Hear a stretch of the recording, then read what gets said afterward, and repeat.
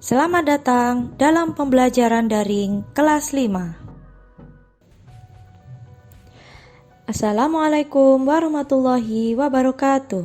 Selamat pagi dan salam semangat anak-anakku kelas 5. Bagaimana kabar kalian? Semoga kalian selalu sehat. Kita awali pembelajaran hari ini dengan berdoa agar kalian diberikan kemudahan untuk berpikir dan menerima ilmu yang bermanfaat.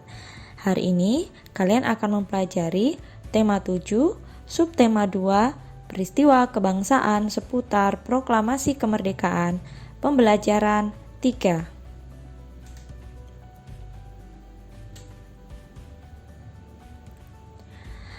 Anak-anak, dalam peristiwa pembacaan proklamasi kemerdekaan Indonesia, ada dua tokoh penting yang mewakili seluruh rakyat Indonesia, yaitu Insinyur Soekarno dan Dr. Andes Muhammad Hatta.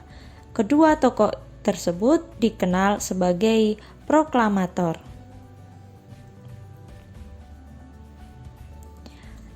Nah, yuk kita bersama-sama mempelajari siapa sih Insinyur Soekarno dan Dr. Andes Muhammad Hatta itu. Proklamator. Insinyur Soekarno merupakan Presiden pertama Republik Indonesia dan pahlawan proklamator. Beliau menjadi Presiden Republik Indonesia sejak tahun 1945 sampai dengan 1967. Insinyur Soekarno dikenal pandai berpidato dan menguasai beberapa bahasa asing, sehingga dijuluki sebagai Singa Podium. Insinyur Soekarno lahir di Surabaya, Jawa Timur pada tanggal 6 Juni 1901. Jenjang pendidikannya dimulai dari Indische School di Tulungagung. Setelah lulus, Soekarno melanjutkan pendidikannya di Europese Lagere School atau disingkat ELS di Mojokerto, Jawa Timur. Kemudian Hogeneburger School atau HBS di Surabaya, dan Technische Hogeschool School atau THS sekarang menjadi Institut Teknologi Bandung atau ITB di Bandung, Jawa Barat, dan memperoleh gelar insinyur. Nah, bagaimana dengan tokoh yang satu ini? Dr. Andes Muhammad Hatta adalah Wakil Presiden pertama Republik Indonesia, menjabat mulai tahun 1945 sampai tahun 1957, dan Bapak Koperasi Indonesia. Beliau juga sangat berperan dalam upaya memperoleh pengakuan dari pemerintah Belanda terhadap kedaulatan Republik Indonesia. Muhammad Hatta lahir di Bukit Tinggi, Sumatera Barat pada tanggal 12 Agustus 1902. Jenjang pendidikannya ditempuh di Europese Lagere School atau ELS di Bukit Tinggi, Meer Uitgebreid Lagere Onderwijs atau MULO di Padang, dan Handels Middelbare School atau HMS di Jakarta. Pada tanggal 17 Agustus 1945, Insinyur Soekarno dan Dr. Andes Muhammad Hatta beserta para tokoh lainnya memproklamasikan kemerdekaan Indonesia. Insinyur Soekarno membacakan teks proklamasi kemerdekaan dan Dr. Andes Muhammad Hatta sebagai pendampingnya. Bahkan, dalam teks proklamasi tersebut tercantum nama dan tanda tangan mereka berdua atas nama bangsa Indonesia. Oleh karena itulah, Insinyur Soekarno dan Dr. Andes Muhammad Hatta diberi gelar sebagai pahlawan proklamator pada tahun 1986.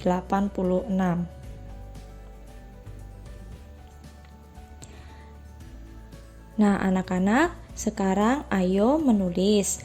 Tuliskan biografi sederhana tentang tokoh proklamator Indonesia berdasarkan teks bacaan di atas tadi. Nah, Kalian bisa menuliskan dengan menjawab pertanyaan-pertanyaan ini. Siapakah nama tokoh berikut? Siapa anak-anak?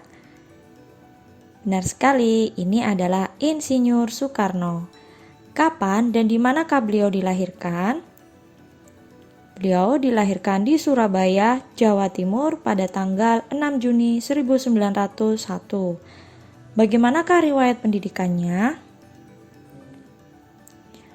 Insinyur Soekarno memulai pendidikan di Indische School di Tulungagung, Europese Lagere School di Mojokerto, Hogere Burger School di Surabaya, dan Technische Hogere School di Bandung. Julukan apa yang diberikan kepadanya? Mengapa dijuluki seperti itu? Dalam bacaan tadi sudah disebutkan beliau dijuluki Singa Podium karena dikenal pandai berpidato dan menguasai beberapa bahasa asing. Apa saja yang sudah diperjuangkannya bagi bangsa dan negara Indonesia?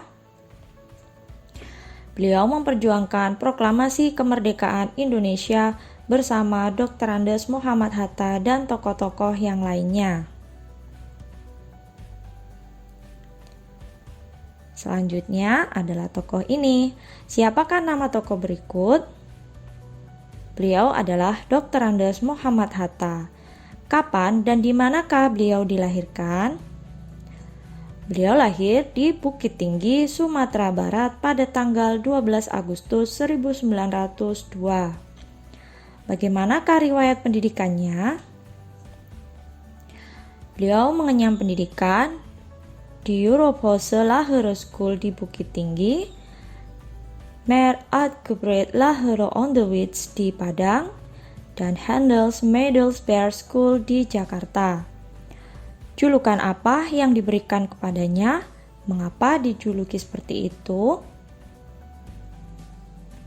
Beliau diberikan julukan Bapak Koperasi Indonesia karena perhatian beliau terhadap rakyat sehingga beliau mempelopori berdirinya koperasi. Apa saja yang sudah diperjuangkannya bagi bangsa dan negara Indonesia? Beliau memperjuangkan proklamasi kemerdekaan Indonesia bersama Insinyur Soekarno dan tokoh-tokoh yang lainnya. Pembacaan teks proklamasi kemerdekaan disambut dengan penuh sukacita oleh seluruh rakyat di berbagai penjuru daerah. Peristiwa pembacaan proklamasi memberikan semangat untuk melakukan perlawanan mengusir penjajah di berbagai daerah. Tindakan heroik mendukung proklamasi. Usaha menegakkan kedaulatan terjadi di berbagai daerah dengan tindakan heroik mendukung proklamasi kemerdekaan Indonesia. Berikut tindakan heroik mendukung proklamasi di beberapa daerah di Indonesia. Kalian simak baik-baik ya. Peristiwa heroik di Yogyakarta. Perebutan kekuasaan di Yogyakarta dimulai pada tanggal 26 September 1945 sejak pukul 10 WIB. Para pegawai pemerintah dan perusahaan yang dikuasai Jepang melakukan aksi mogok. Mereka menuntut agar Jepang menyerahkan semua kantor kepada pihak Indonesia. Peristiwa heroik di Surabaya. Terjadi insiden bendera di Hotel Yamato, Tunjungan, Surabaya. Orang Belanda mengibarkan bendera merah putih biru di atap hotel. Rakyat kemudian menyerbu hotel, menurunkan dan merobek warna biru bendera itu untuk dikibarkan kembali. Insiden ini terjadi pada tanggal 19 September 1945. Peristiwa heroik Semarang. Pada tanggal 15 Oktober 1945, pasukan Jepang melakukan serangan ke kota Semarang dan dihadapi oleh TKR dan Laskar Pejuang lainnya. Pertempuran berlangsung selama 5 hari. Akibat pertempuran ini, ribuan pemuda gugur dan ratusan orang Jepang tewas. Untuk mengenang peristiwa itu, di Semarang didirikan Monumen Tugu Muda. Peristiwa heroik Aceh. Pada tanggal 6 Oktober 1945, para pemuda dari tokoh masyarakat membentuk Angkatan Pemuda Indonesia atau yang disingkat API. Anggota API kemudian merebut dan mengambil alih kantor-kantor pemerintahan. Di tempat-tempat yang telah mereka rebut, para pemuda mengibarkan bendera merah putih dan berhasil melucuti senjata tentara Jepang. Peristiwa heroik di Bali.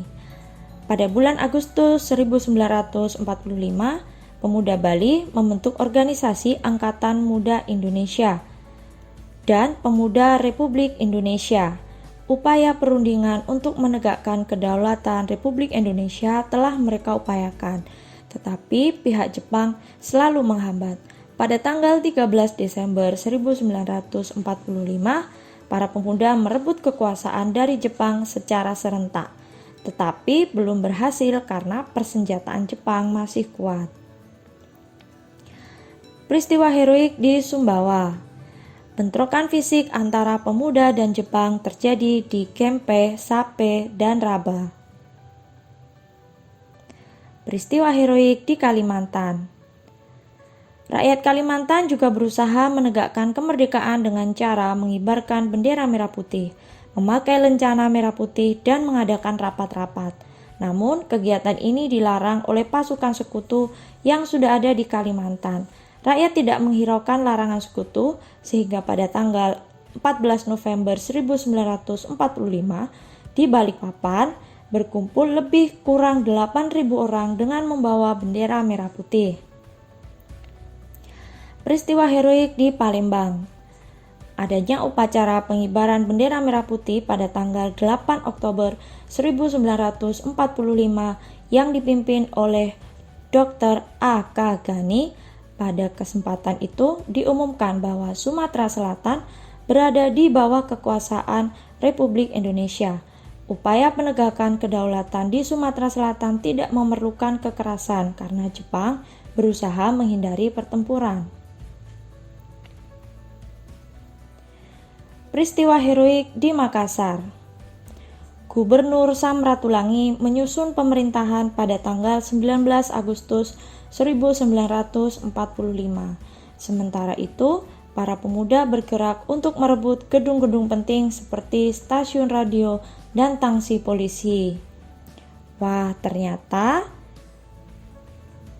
peristiwa heroik ini terjadi hampir di berbagai daerah di Indonesia ya anak-anak. Seluruh rakyat di berbagai daerah dari berbagai suku, agama, dan golongan penuh sukacita menyambut dan merayakan proklamasi kemerdekaan. Semua bersatu padu dan lebur saling bahu-membahu melakukan perlawanan terhadap penjajah.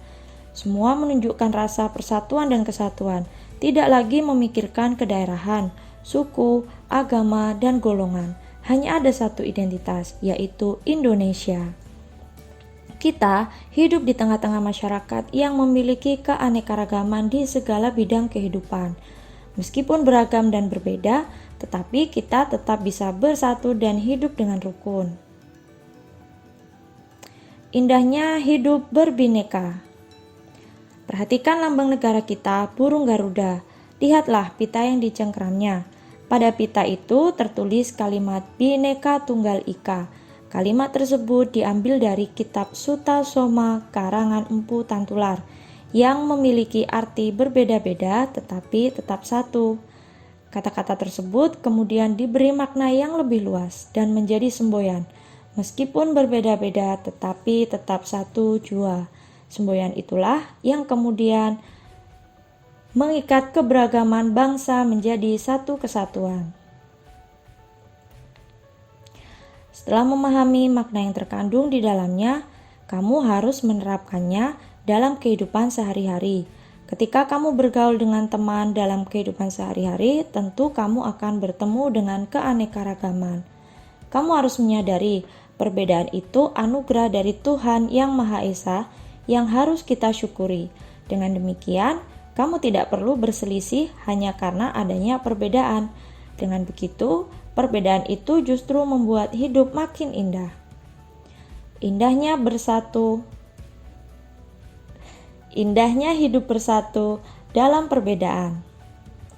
Kamu tidak dapat hidup sendiri, kamu membutuhkan bantuan orang lain. Demikian pula, kamu juga dapat membantu orang lain.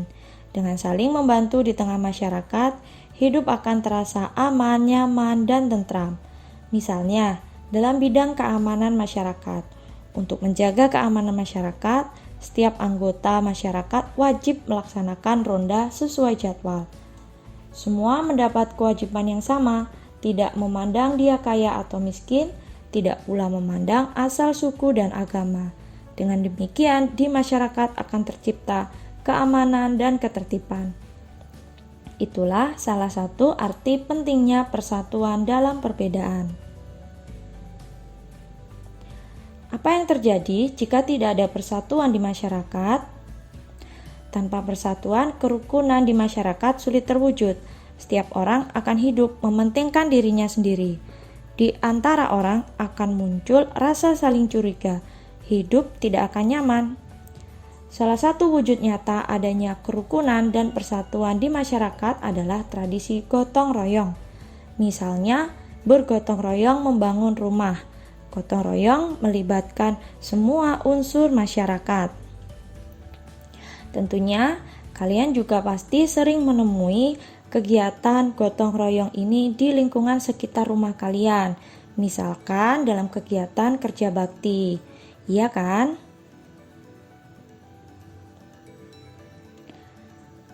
Nah, anak-anak, sekian pembelajaran hari ini.